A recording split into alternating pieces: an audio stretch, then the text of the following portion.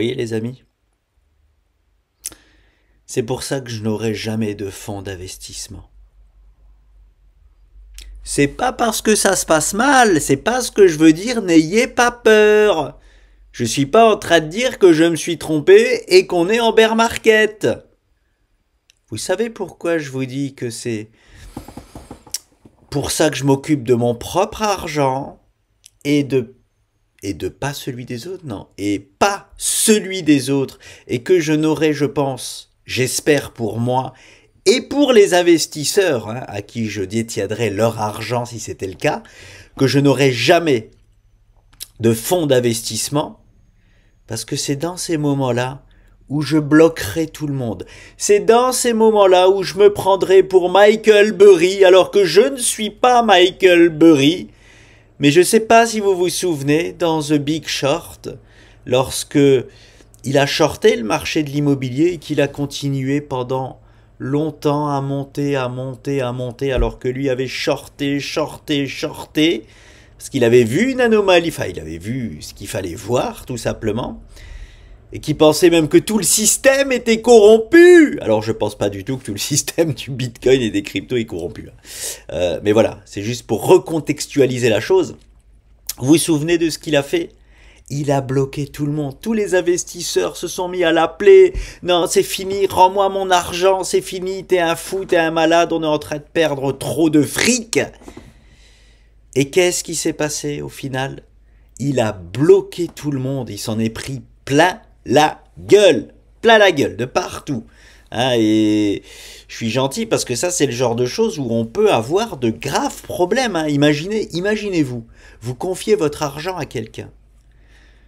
Vous voyez que vous êtes en train de perdre des sommes énormes et que le gérant de votre portefeuille continue pour vous de s'obstiner, et du coup vous pensez que vous allez perdre tout votre argent. Et il vous interdit de le récupérer. C'est horrible, hein, vous avez envie de lui faire pas mal de choses à ce jeune homme. Ben voilà pour qui je me prendrais si j'étais gérant de portefeuille. C'est-à-dire que là, tout de suite sur le marché des cryptos, j'interdirais carrément les gens que j'ai en portefeuille de vendre quoi que ce soit. C'est pour ça que je suis bien content de gérer uniquement mon argent hein, et de ne pas avoir affaire à ça. Parce que c'est vraiment des grosses décisions. Et puis, si jamais on se plante, en plus, on perd l'argent de tout le monde. Alors, vous imaginez. Bon. Voilà pour la petite intro, on y va, je m'abaisse, voilà. Je vous mets ce graphe pour vous dire que aujourd'hui, on expérimente la peur du vide. Alors, c'est pas vrai, c'est pas totalement vrai. La peur du vide, c'est-à-dire la peur de ce que je n'avais pas privilégié, c'est-à-dire d'aller combler le gap en bas, hein. Ce qui serait dramatique à court terme, enfin, ce qui ne changerait toujours rien sur le plan du bull run haussier pour 2025, mais ce qui serait dramatique à court terme, ça voudrait dire qu'à court terme, c'est toujours les bears qui ont la main jusqu'au comblement partiel du gap là-haut. Je sais même plus où il est, on va aller voir ça sur le BTC futur. Allez, j'y vais tout de suite. Hop. Hop. Voilà, il est aux 80 000 $. Voilà. C'est pas du tout la peur du vide, c'est la peur d'aller combler ce gap-là. Hein. Et je répète, ça ne remet strictement rien en question pour la suite. C'est juste qu'à court terme, c'est dramatique. Hein. Ça fait mal à court terme. Ça fait mal. Voilà, c'est tout. Pourquoi je bascule sur ce graphe du BTC, les amis? Je sais qu'il y en a qui ont essayé de mettre ma petite structure d'élargissement à la poubelle. Non, non, non, elle est là et bien là. Et aujourd'hui, on va expérimenter ça. Cette soit peur du vide, c'est-à-dire, il faut que je dise autre chose que la peur du vide. Soit la peur d'aller combler le gap, au moins partiellement, hein, ou alors s'appuyer dessus, et du coup casser ma structure d'élargissement à la baisse, finalement. Hein, parce que ce n'est pas la peur du vide, c'est quoi? Il faut que je me mette en hebdomadaire. Voilà. La peur du vide, c'est en gros la peur du bear market, hein, on est d'accord? C'est ça la peur du vide. Et la peur du vide, c'est... voilà, c'est tout simplement de réintégrer, hop là, cette énorme structure-là, hein, voilà, pour... Je vais le dessiner, hein, voilà. La peur que j'expérimente aujourd'hui, c'est juste ça, voilà. C'est ça, voilà. C'est cette peur du vide-là dont je parle. Il faut que je fasse attention à ce que je dis. Sinon, les bears, ils vont croire que je passe bear et en bear market. La peur, la vraie peur du vide, le vrai bear market, ah, c'est quoi? C'est ça. Hein, on réintègre et on retourne dans les bas-fonds du BTC. Vous voyez ce que je veux dire? C'est ça, le bear market. C'est pour ça que je vous dis, ça ne remet absolument en rien en question tout ce dont je crois depuis maintenant plus d'un an, hein. La seule chose, hein, qui nous pend au nez visiblement aujourd'hui, alors c'est pas fait, hein, c'est ça, hein, c'est de faire ce move-là que je n'avais absolument plus du tout privilégié, j'ai aucune honte à le dire, hein, plus du tout privilégié. C'est cette peur du vide-là qu'on peut expérimenter dès aujourd'hui, les amis. Je parie sur quoi ? Je parie sur quoi? Je parie toujours pas là-dessus. Hein, je parie sur aujourd'hui, ouverture des marchés américains cet après-midi, 15h30, rebond sur ma structure. Bien évidemment, je parie là-dessus. Pourquoi? Parce qu'on est toujours dans un 80-20 ou 75-25, je sais plus. Dans un 75-25, il me semble. On est soit dans un 75-25, ou un 80-20 hein, pour ma structure d'élargissement. Bon bref, là je vous ai juste montré en hebdomadaire la peur hein, de ce qu'il peut se passer, c'est voilà, cela pour moi. Ici il faut savoir que on est sur un point extrêmement extraordinaire. Un point que je n'aurais jamais imaginé se présenter. Il ne s'est pas encore présenté. Ne me faites pas dire ce que j'ai pas dit. Il s'est pas encore présenté. Hein. Et je ne peux pas toujours parier dessus, bien évidemment. Si jamais il se présente, c'est un point ultime. Je ne sais pas comment l'appeler. Un point bravo. Bravo à ceux qui ne sont pas du tout encore entrés dans le marché, hein, et qui souhaitent à un moment donné rentrer dans le marché. Moi, je vais reprendre mon téléphone, je vais rappeler des amis qui je sais qui ne sont pas dans le marché, si ce point-là se propose, et je vais leur dire, écoute mon coco, là, on est sur un point extraordinaire pour rentrer sur le marché en 2025. Mais je sais déjà que mon coup de fil ne servira à rien. Vous savez pourquoi? Parce que regardez déjà, là, tout de suite, là, est-ce que quelqu'un a envie d'acheter? Non, l'heure est toujours à la panique dans ces moments-là. Hein. Les gens veulent toujours, soi-disant, acheter des corrections, mais lorsque la correction se présente, on tremble, on panique, on cède à la panique générale. Hein. Il faut vraiment se rendre compte que là, tout de suite, par exemple, vous n'êtes pas content contre moi. Hein? Là, tout de suite, vous voulez pas entendre que je suis toujours boule de chez boule pour 2025. Je le sais. Je le sais, hein, on cède toujours à ce qui se passe sur le marché, on est en train de corriger, et ben on s'imagine le pire, hein, on s'imagine que la correction elle va jamais s'arrêter, et même ici, là, le scénario que je vous parle ici, vous allez peut-être vous imaginer que ici ça nous arrêtera pas, et qu'on va aller plus bas, qu'on est en train de commencer le bear market, comme beaucoup le disent. Hein, je suis toujours absolument pas là-dedans. Mais je sais que mon coup de fil servira à rien, parce que là, tout de suite, déjà dire à quelqu'un, hey, je serai toi, j'achèterai, ils n'ont pas envie d'acheter, alors imaginez ici. Personne n'a envie d'acheter ici. Et j'ai envie de faire cette vidéo et de vous montrer ça pour vous montrer à quel point c'est facile à dire d'acheter des points bas. C'est facile à dire. C'est ô combien hyper difficile à faire. Il faut vraiment des années et des années d'expérience, d'expérimentation sur le marché, que ce soit crypto ou boursier, pour arriver à faire ce genre de choses. Hein? C'est pas que des cojones qu'il nous faut. Enfin, j'aime pas dire ça comme ça parce qu'on dirait que... voilà, non. Comment je peux le dire autrement? C'est une expression un peu machiste, hein? Comment le dire autrement? Il faut avoir énorme, il faut pas avoir que du courage pour faire ce genre de choses.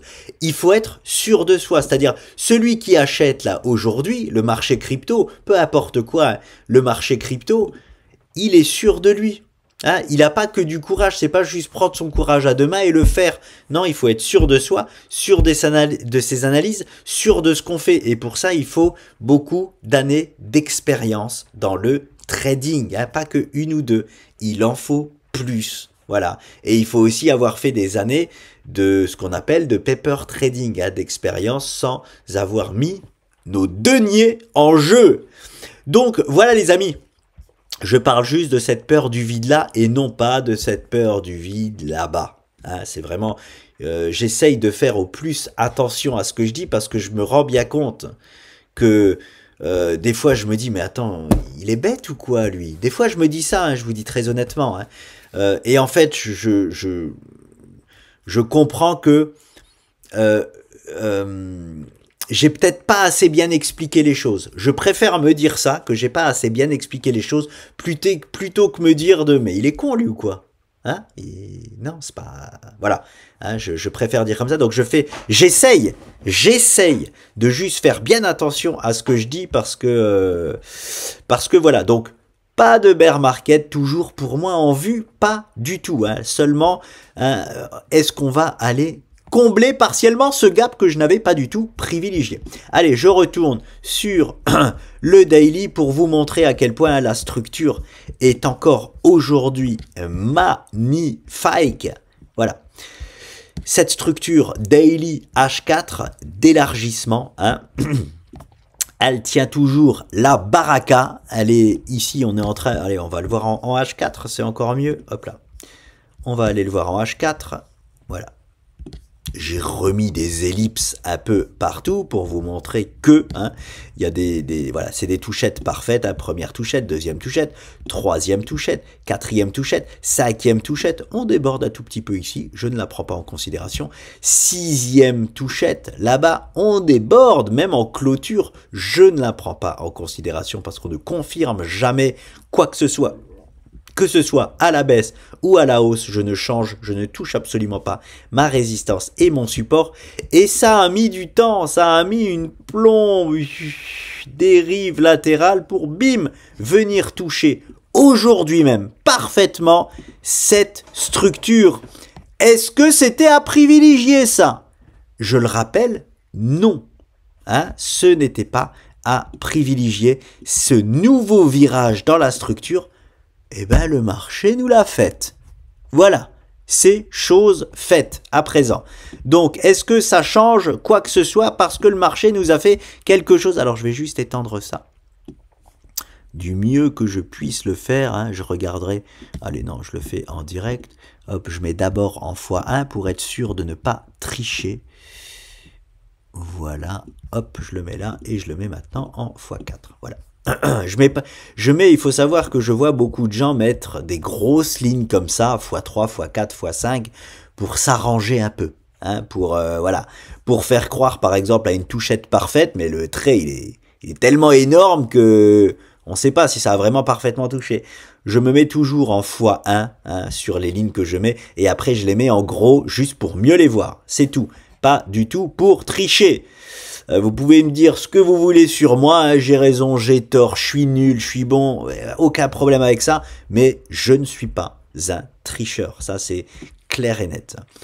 Alors, regardez cette touchette parfaite que nous propose le marché aujourd'hui même, on va voir, là je suis en train de faire une vidéo en direct, il est 10 h du matin, le temps que je la poste, ça sera sûrement début d'après-midi, hein, on va se calmer les amis, on va se calmer.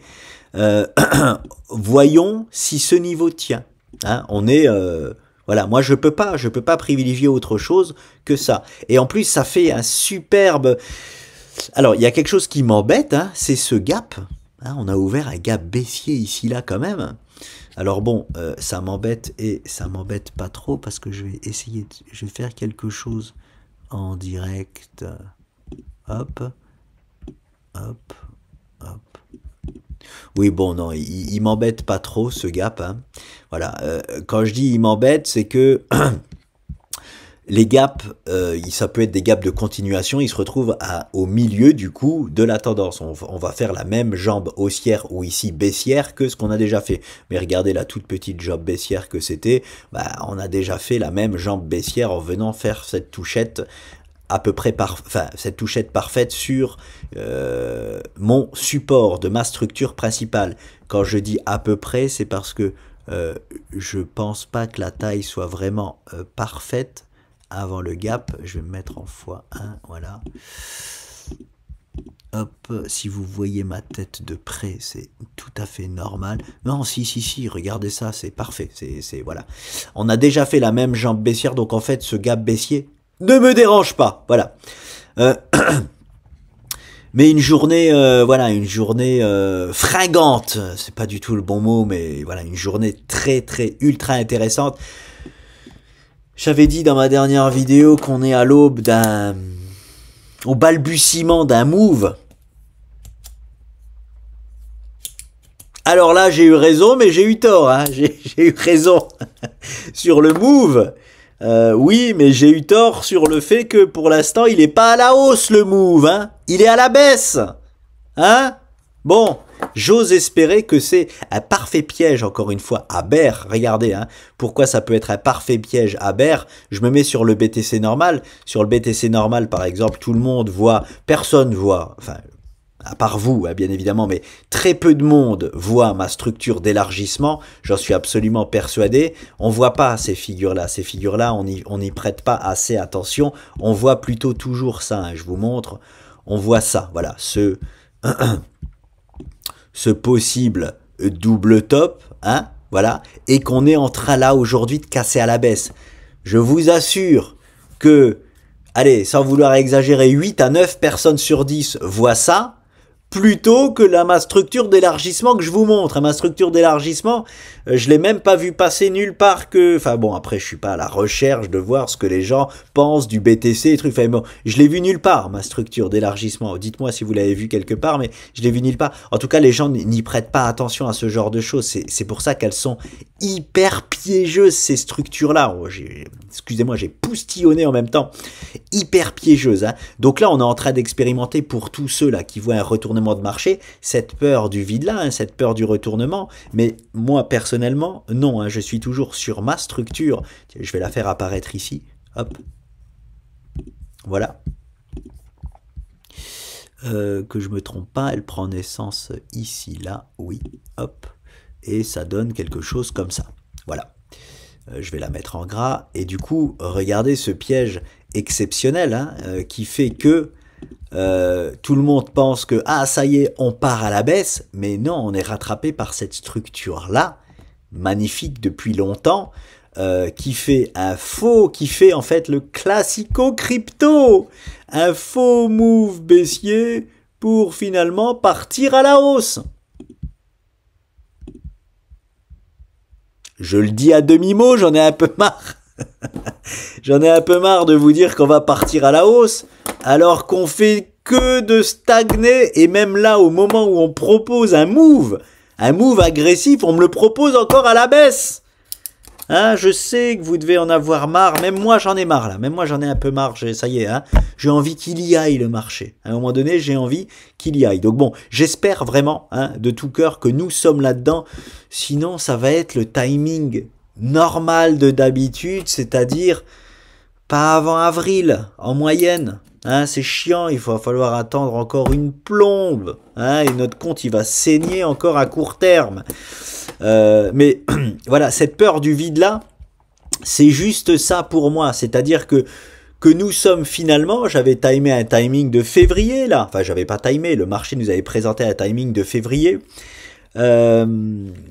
Et finalement, ça va être le même timing que les 2 derniers bull runs, c'est-à-dire 4 à 5 mois après que le BTC part, tout part. Hein, et ce timing-là, on en avait parlé dans d'autres vidéos, dans les vidéos d'il y a maintenant quelques mois, j'en avais parlé, c'est les timings moyens, c'est-à-dire qu'une fois c'est parti en 4 mois il me semble, une fois c'est parti en 5 mois, donc en moyenne ça met 4 mois et demi, voilà, à partir, et ces 4 mois et demi là, arrivez, vous prenez le début du bull run du BTC, c'était le vrai bull run, c'est-à-dire après le halving, c'est-à-dire ça montait des 60 000 aux 100 000 $. C'était le 1er novembre pour arrondir à un jour près parce que c'était le 29 ou le 30 octobre, quelque chose comme ça. Mais bon, on va dire 1er novembre. Donc nous avons novembre, décembre, janvier, février, mars. Ah bah non, waouh, j'ai essayé de mettre ma main là. Bref, 5 mois, ça nous donnait mars, du coup, mais mars, 5 mois complets, début avril. Alors, si j'avais timé dans ma tête avril, alors je dois me tromper, c'était pas 4 et 5 mois en moyenne, c'était 4 et 6 mois. Donc ça nous donnait une moyenne de 5 mois plein. Voilà. Et donc, dans un timing cohérent avec tous les autres bull run, en gros, ça nous donnait un timing de départ de toute la sphère crypto tout début avril. Voilà, hein, voilà ce qui peut nous pendre. En tout cas, moi je reste uniquement là-dessus. Le pire des scénarios, pour moi, je le répète, c'est toujours la même chose. C'est d'aller combler partiellement ce gap que nous avons aux 80 000 $, hein, et que toute la sphère crypto se soulève 1 ou 2 mois plus tard. Hein, plus tard par rapport à ce que moi j'ai annoncé cette année, mais 1 ou 2 mois plus tard aujourd'hui, c'est exactement en fait le même timing que tous les autres bull run. Voilà, j'espère que c'est clair, que je ne me suis pas trop emmêlé dans ce que je viens de vous annoncer. Voilà les amis, de toute façon pour l'instant là, tout de suite, avec ce que nous avons sous les yeux, rien n'a changé. C'est pour ça que je fais une vidéo, vous devez en avoir marre de l'entendre, rien n'a changé, regardez nous sommes toujours dans la structure. Par contre nous avons bien eu un départ violent qui n'a pas été dans le sens que je le voulais pour le moment parce que je les connais ces petites crypto-monnaies, hein. Les faux moves baissiers, ce n'est pas pour rien, je le répète, qu'on va les mettre à l'étude avec mon associé. Il y a beaucoup trop par rapport au marché boursier de faux moves baissiers sur le marché crypto. Faux move baissier, c'est quoi? C'est ce que je vous montre ici, c'est boum, explosion de la volatilité dans le sens qu'on s'y attend pas, hein. Et avec ma jeunesse, je vous dis très honnêtement, c'est pour ça que je sais que les gens paniquent et les gens là mettent la sphère crypto maintenant de côté. À l'époque, hein, j'attends cette contraction de volatilité, donc j'attends juste le top départ là de cet actif sur lequel nous sommes, le BTC. Ça y est, boum, top départ, il a cassé à la baisse. Et ben hop, je mettais ça de côté. C'est bon, c'est parti, ça part à la baisse, c'est plus intéressant. Voilà ce que je faisais dans ma jeunesse de trader, hein, au tout début quand j'étais jeune trader. Et avec l'expérience, qu'est-ce qu'on se rend compte? Oh, ouais, le marché crypto, il est bien plus piégeux que ce qu'on le croit, hein. Ça fait très souvent ça. Voilà. Hein, je vous l'avais montré à Noël dernier, non pas Noël 2024, Noël 2023, ça passe tellement vite. Noël 2023 sur un des plus beaux gains que j'ai fait qui était Movre, c'est-à-dire tout nous indiquait boum une explosion à la hausse. Avant d'exploser à la hausse, il nous a cassé à la baisse, il a un petit peu tergiversé et il a été. Voilà. J'ai personnellement l'habitude de ça et j'ai entendu aussi un autre trader en parler. Ça fait aussi du bien de plus être le seul. Enfin, je suis pas le seul. Je sais que je suis pas le seul à parler de ça. J'ose espérer. Quand je dis le seul, c'est que je n'avais pas entendu d'autres gens en parler et j'ai entendu il y a quelques mois aussi une autre personne au moins en parler. Voilà. Voilà les amis, hein, pour le marché crypto, ne cédons pas à la panique, même si ça fait toujours aussi mal à court terme, je le sais bien mieux que beaucoup de monde, croyez-moi, je ne suis pas investisseur qu'à hauteur de pas grand chose sur le marché crypto, j'ai vraiment beaucoup d'argent investi sur le marché crypto. Je vous le montre, hein, je vous montre des trades que j'ai pris en bourse. Là par exemple je vous ai montré Alibaba, bien content d'avoir revendu un quart de ma position sur Alibaba avec le moins 10% qu'il a fait hier. Donc je vous montre, enfin je vous montre pas, je vous dis quand je sors aussi de position, j'ai rien sorti de position sur le marché crypto. Si je me trompe et que le marché crypto part dans les bas-fonds et disparaît, malheureusement, pour le moment, en tout cas, ce sera avec l'intégralité de mon argent. Hein, voilà. Je répète, je ne suis pas conseiller en investissement, je partage uniquement ce que je fais sur un plan personnel. Hein, voilà. Voilà les amis, sur ce bon vieux BTC, je repars sur les futurs. Voilà, l'image mentale hein, que j'ai sur le BTC, c'est ça et pas autre chose. On est en train de faire une touchette parfaite. Ok, emballé, c'est pesé, je me mets même en H4, hein, voilà. Emballé, c'est pesé, maintenant j'attends. Tranquillement, on verra, le marché américain cet après-midi va jouer un rôle. Il va jouer un rôle, c'est-à-dire, il joue toujours un rôle, je sais pas pourquoi, hein, mais de catalyseur, enfin, toujours j'exagère. 7, 8, et il faudrait que là je donne des stats au pif. Hein. Pour moi, 8 fois sur 10, l'ouverture du marché américain joue un rôle de catalyseur sur un petit move, hein, un move H4, 30 minutes hein, sur le BTC. Hein. Il joue pas un rôle de catalyseur sur la tendance hebdo daily, mais ici là, sur ce que je vous montre, un rôle de catalyseur, pardon. Donc, si le marché américain il ouvre là, à 15h30 tranquillement cet après-midi et que ce niveau-là déjà est tenu, très bon signe pour moi. Très bon signe pour moi. Et encore mieux, forcément, s'il nous propose un rebond grâce à l'ouverture du marché américain, ce sera forcément encore mieux. Là, c'est une bougie H4. 8 heures, elle se finit à midi, mais je ne sais pas pourquoi, sûrement à 13 heures, elle se finit. Donc on va déjà laisser tranquillement se finir cette bougie, voir si notre niveau y tient.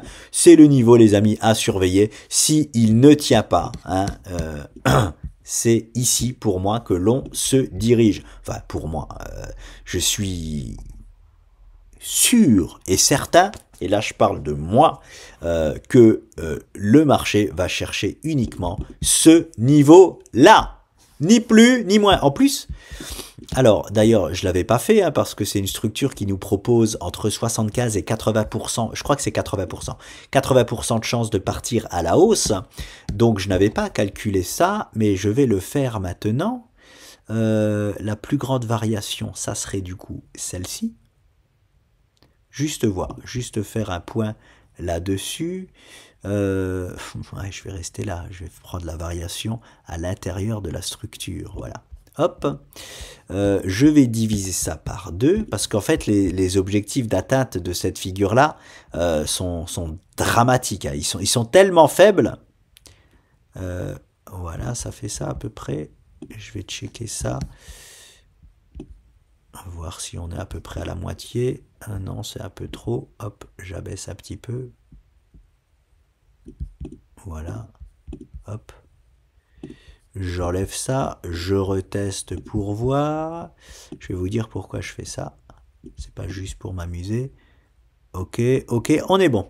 Voilà. Les stats d'atteinte d'objectifs de cette figure à la baisse sont tellement dégoûtantes, pour être poli, qu'on a dû inventer une stat. Hein. On a, voilà, en fait, la stat d'atteinte d'objectifs ici, elle est de l'ordre de 39%, je crois. Enfin, ça atteint, il me semble que ça atteint pas les 40% d'atteinte d'objectifs. Je crois même que c'est 36%. Enfin bon, bref, on s'en fout. Par contre, l'atteinte, ah, c'est beau, c'est quand même beau, hein, du coup. C'est malheureusement beau. Par contre, l'atteinte d'objectif de cette structure, de cet objectif-là, divisé du coup par 2, est de l'ordre de 90%. Hein, donc, on s'octroie le droit de dire là qu'on va avoir un beau comblement partiel de ce gap-là, si notre structure ne tient pas. Mais c'est quand même ultra intéressant parce que regardez, je viens de vous calculer l'objectif baissier de cette structure-là. Hein. Si jamais on casse à la baisse, eh ben, ça nous indique le comblement presque total de notre gap. En fait, on a, sans cette structure-là que je vous présente, on a déjà ce niveau de support ici. C'est-à-dire qu'on a déjà, on peut déjà, il y aura forcément pour moi un rebond sur cette zone-là. C'est pour moi obligatoire. Hein, c'est-à-dire que même si c'est pas un rebond comme moi je l'annonce de bull run, hein, il y aura forcément pour moi sur cette zone-là un rebond technique. Voilà. Un rebond technique, c'est quoi? C'est on va faire pour moi au moins si on va chercher ce niveau, hein, au moins ça. Voilà, un rebond au moins pour revenir sur la structure là.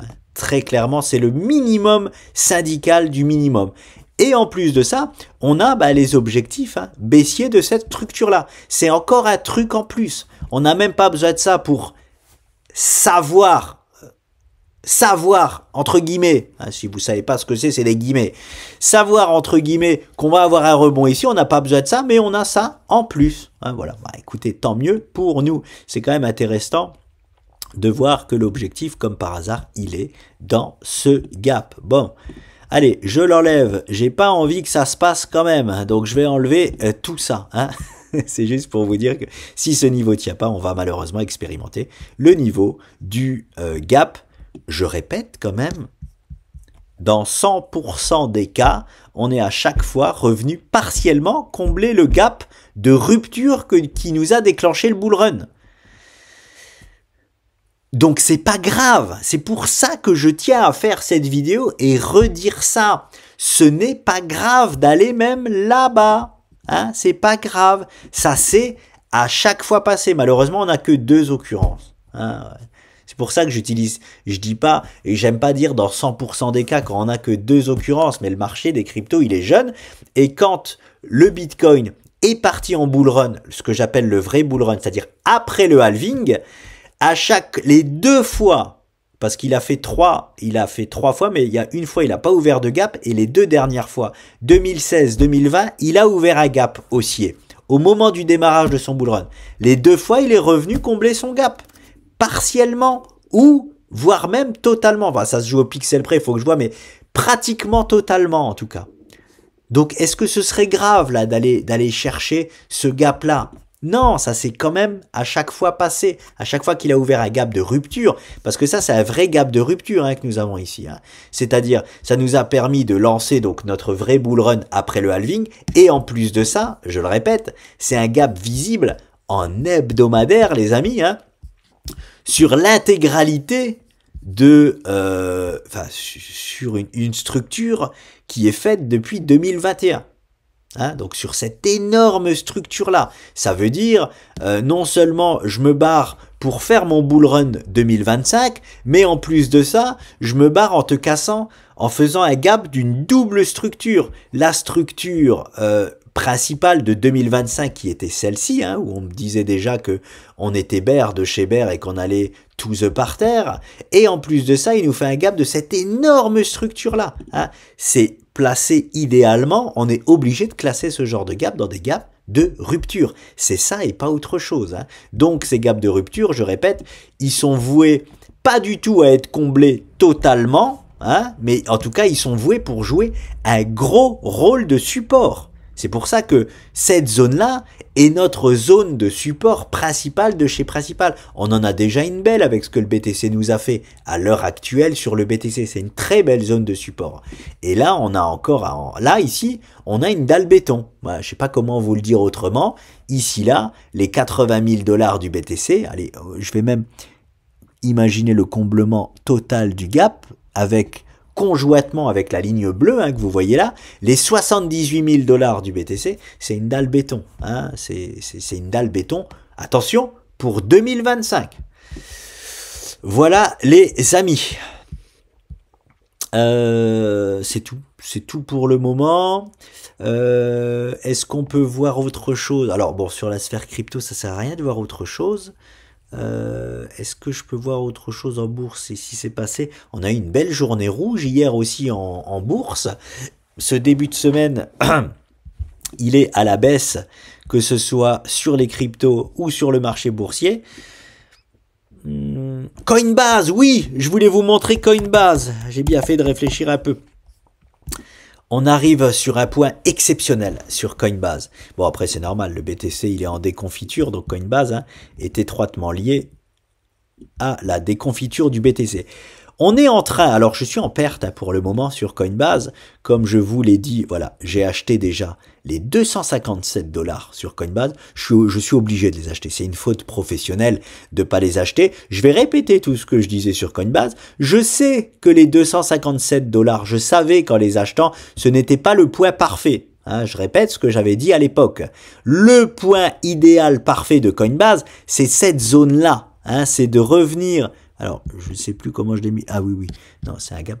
Bon, je vais montrer après en daily. C'est de revenir tester cette zone-là. Hein. C'est un peu comme le BTC qui va retester son gap de rupture. Là, c'est pareil pour Coinbase. C'est de revenir vraiment dans cette zone-là pour Coinbase, le point parfait. Donc, comme il est en train de se présenter, même si moi j'ai déjà acheté du Coinbase, je peux vous dire que là, aujourd'hui, je vais être hyper attentif à ce qu'il fait parce que je vais en réaccumuler. Voilà. Regardez, c'était ce gap-là que Coinbase nous a créé, je vais en racheter, en réaccumuler dans cette zone-là. Ouais, j'allais faire une, je vais pas, j'allais refaire une zone. Dans cette zone rouge-là, je vais en réaccumuler. En plus de ça, ici, encore une fois, c'est pas propre. C'est propre ou c'est pas propre? Non. C'était propre sur ProRealTime encore une fois, mais ici malheureusement c'est pas propre. Alors je vais le faire disparaître, hein, parce que de toute façon il nous sert à rien ce niveau-là. Voilà, en tout cas pour Coinbase, je voulais vous représenter, j'en ai déjà parlé il y a longtemps, on est en train de se diriger vers la zone parfaite, je vais en réaccumuler. Regardez, j'enlève ça, je vous montre autre chose aussi. Je ne fais pas d'héliotisme, je vous le dis tout de suite, je fais pas comme la plupart des gens là, à montrer plein de choses. Ah, regarde les vagues d'Elliott, il y a ça, regarde, il y a les 61,8, il y a les 112, il y a les blablabla et blablabla, parce qu'il y a plein de choses à montrer, mais je ne me sers pas de tout ça, mais je sais très souvent que les corrections sont ce qu'on appelle en ABC. Et regardez juste ce que ça donne. Je m'amuse tout le temps hein, à faire ce genre de choses. Ça reste pour moi du chartisme, même pas de l'héliotisme. Mais bon, on a fait une jambe baissière, on a consolidé. Maintenant, on repart à la baisse. Et très souvent, on refait une jambe baissière équivalente à la première. Et si je fais une jambe baissière, je pars du plus haut là. Regardez où cette jambe baissière nous amène. Il nous amène aussi aux 200 $ à peu près. Je crois que j'ai un ordre au 202,5 sur Coinbase. En tout cas, j'ai deux ordres dans cette zone rouge pour en réaccumuler. Je voulais du coup vous la présenter. Pourquoi? Parce que Coinbase, ça peut être en 2025 en bourse hein, un petit coup du siècle. Hein, parce que, alors bien sûr, faut pas que je me trompe sur le marché des cryptos. Hein, parce que si je me trompe sur le marché des cryptos, je vais aussi me tromper parallèlement sur Coinbase. C'est étroitement lié. Hein. Mais comme on arrive sur une zone de rêve sur le BTC et que je vois pas le BTC aller plus bas que le niveau que je vous ai montré au pire des cas, les 78 000 $, Coinbase c'est la même chose. C'est-à-dire que nous sommes ici sur un actif hyper volatile, hein, Nous sommes sur cette structure-là, cette grosse, peu importe comment on l'appelle, une épaule, tête-épaule. C'est pas une, pour moi, c'est pas une épaule, tête-épaule inversée. Hein. L'épaule, elle est beaucoup trop petite par rapport à la tête. Bref, c'est la structure de retournement qu'il a décidé de nous dessiner hein, depuis qu'il est entré en bourse. Parce que j'en ai quand même entendu dire que le Coinbase a fait une entrée fracassante en bourse. Ça se passe de commentaires quand on voit ce graphe, non? L'entrée de Coinbase, elle est là-bas. Je répète quand même, parce que c'est des choses qui font saigner des oreilles. Et j'ai entendu quelqu'un qui a énormément d'abonnés sur YouTube, énormément, mais 100 fois plus que nous, dire aux gens, et je vois pas de... En fait, ce qui est fou, c'est que... moi, je vois des mauvais commentaires hein, sur ma chaîne. On voit des mauvais commentaires sur notre chaîne. C'est normal, ça fait partie du... À partir du moment sur cette terre où on ouvre la bouche, on fait face à des commentaires positifs et négatifs. C'est la règle du jeu. Si j'ai pas envie d'avoir de commentaires négatifs, j'ouvre pas la bouche. Voilà, je reste dans mon coin et je fais rien. Ça fait partie du jeu. Mais je n'ai pas vu de commentaires négatifs sur ce jeune homme quand il a dit cette telle aberration de dire que Coinbase a fait une entrée fracassante en bourse, alors que le bordel, il est même pas revenu encore sur son point d'entrée. Depuis son entrée en bourse. Allez-vous... Les commentaires négatifs que vous me mettez, allez lui mettre à lui. Pourquoi vous venez chez moi? On n'a pas encore... Le marché n'a pas encore prouvé que j'ai tort. Donc allez attaquer ces gens-là qui osent dire de telles choses. Là, les chiffres vous montrent que c'est du grand n'importe quoi ce qu'on vous dit là. Hein, donc c'est là où il faut mettre des commentaires. En fait, c'est pas question de mettre des commentaires négatifs. positif ou négatif, peu importe, mais c'est de dire, hé mon grand, t'es quand même en train de dire n'importe quoi là, hein, pour qu'au moins les gens qui ne savent pas qu'il est en train de dire n'importe quoi se disent, oh pourquoi lui il dit que c'est n'importe quoi, et qui regardent par eux-mêmes et qu'effectivement on s'aperçoit que c'est n'importe quoi de dire que Coinbase a fait une entrée fracassante en bourse. Qu'est-ce que c'est que ça les amis?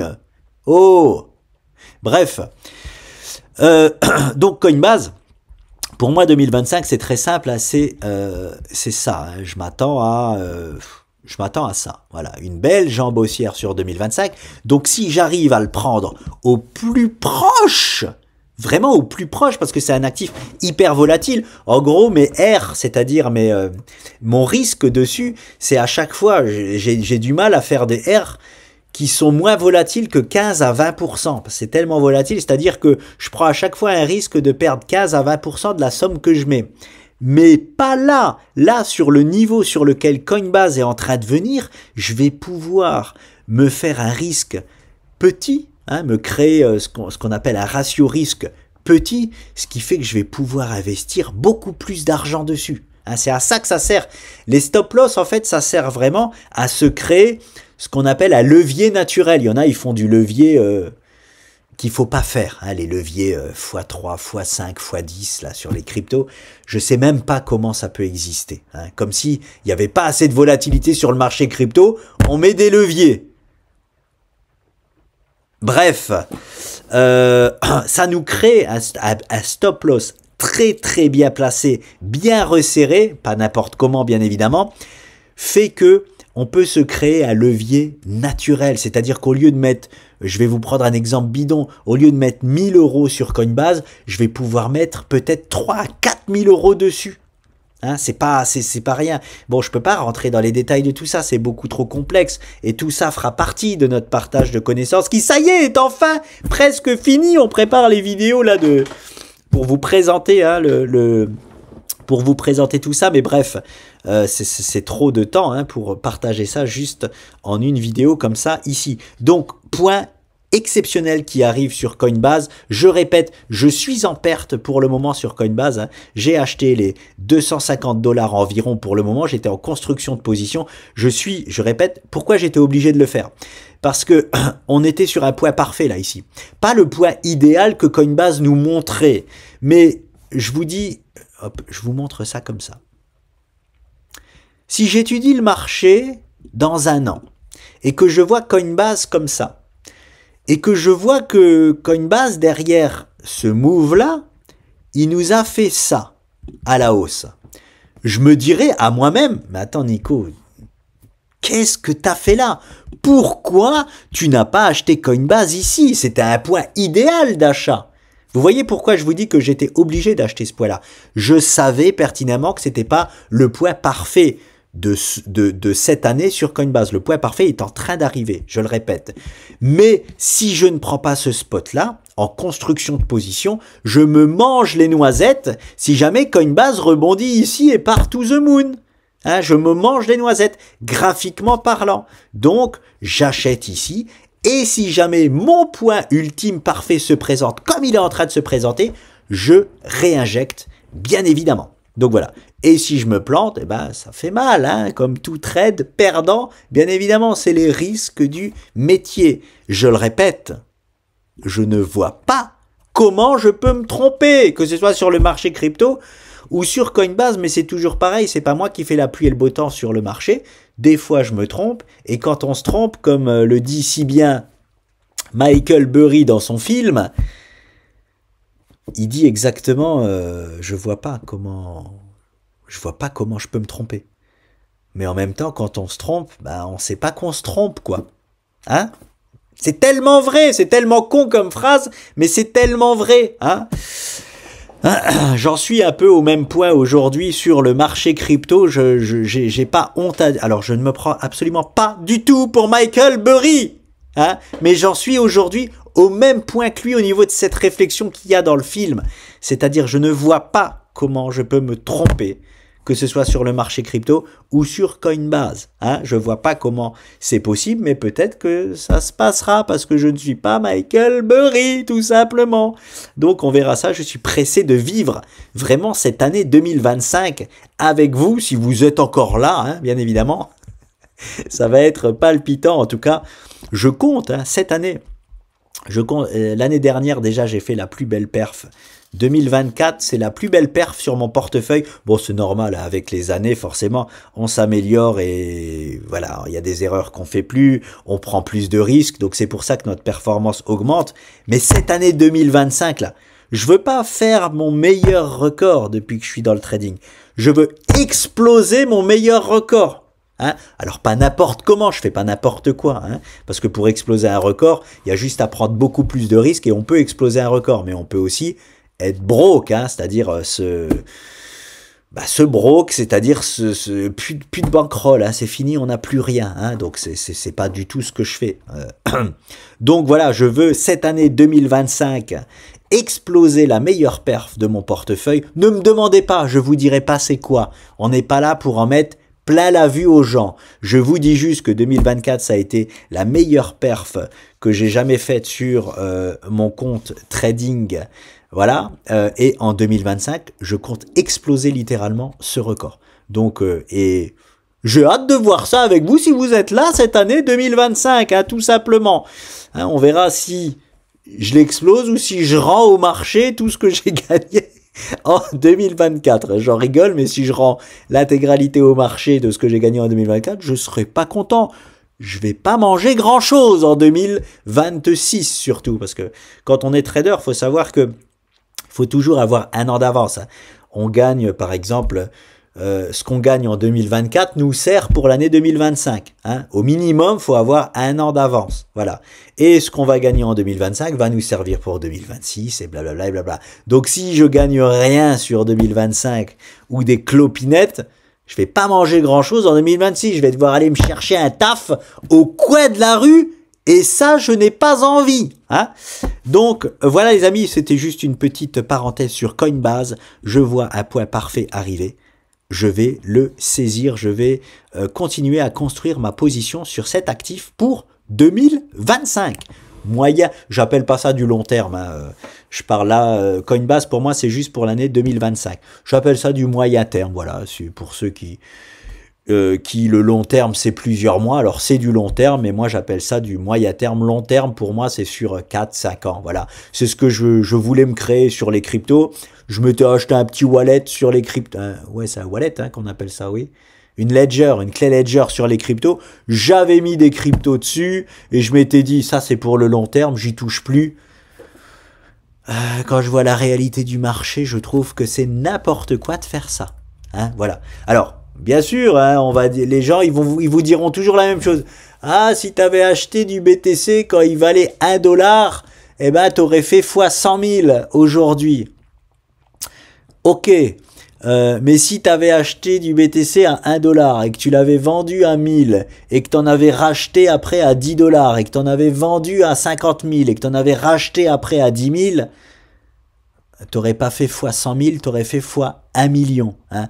En fait, il y a une telle volatilité sur le marché des cryptos que je ne vois pas l'intérêt de faire du vrai long terme. Le vrai long terme crypto, c'est plusieurs années. Je vois pas l'intérêt. Pour moi, le long terme crypto, c'est 1 à 2 ans. Voilà.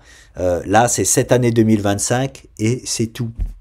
C'est tout. Je dis 1 à 2 ans, pourquoi? Parce que je parle des cryptos depuis septembre 2023. Et arrivé en septembre 2025, dans un timing justement de fin de bull run, ça fera 2 ans. Hein, ça met quand même du temps à se déployer le bull run avec le mode réveil. Le vrai bull run, il dure 1 an en moyenne, le vrai bull run, c'est-à-dire après le halving, mais en incluant le mode réveil, ça fait 2 ans. Hein, ça fait 2 ans, c'est pour ça que je dis 1 à 2 ans. Voilà les amis, je vous laisse. Serrons les fesses, restons costauds. Je vois que ça déguste encore là, non? Je vais voir, hop, je vais voir si en direct le support tient ou pas. Hop là. Non, il tient. Il tient, voyons-le en 30 minutes. Hop là, hop là, hop là. Oh, il tient bien, il tient bien. En plus, on a fait un magnifique doji de ravalement. Oh, ça s'appelle pas comme ça, mais un magnifique doji là.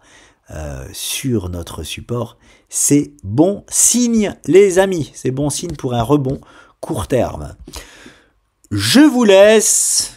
Tenons bon, tenez bon, hein, si vous êtes déjà sur le marché. Quand je dis tenez bon, qu'est-ce que ça veut dire? Ça veut juste dire le pourquoi du comment j'ai aussi fait cette chaîne, c'est pour éviter aux gens, non, je vais pas le dire comme ça. Si je peux éviter aux gens, si je peux, non, je vais dire ça comme ça. Si je peux aider les gens à ne pas vendre au pire moment, voilà, ce sera gagné pour moi. Hein, ce sera vraiment gagné pour moi. Parce que vendre, il n'y a pas de souci. Si jamais on est en bear market, bah oui, il faudra vendre à un moment donné. Hein. À un moment donné, il faudra vendre si on est en bear market pour pas holder jusqu'à ce qu'il n'y ait vraiment plus rien. Hein. Bon, il n'y aura pas plus rien, mais voilà. Ce n'est pas le moment pour moi. Ce n'est absolument pas le moment. Et si jamais cette chaîne peut vous permettre de ne pas vendre au pire moment ou de ne pas acheter au pire moment, c'est génial. Hein. Mais je répète, je ne suis ni conseiller en investissement, ni quoi que ce soit. Je ne suis pas là pour vous dire achetez, vendez, faites ci, faites ça. Hein. Je fais juste moi ça de mon côté et je partage ce que je fais. Je sais, c'est chiant, je le répète tout le temps, mais c'est pour nous protéger, je le répète, nous sommes sous la législation française et elle est intransigeante avec ça. Donc voilà les amis, je vous laisse et je vous dis à très vite.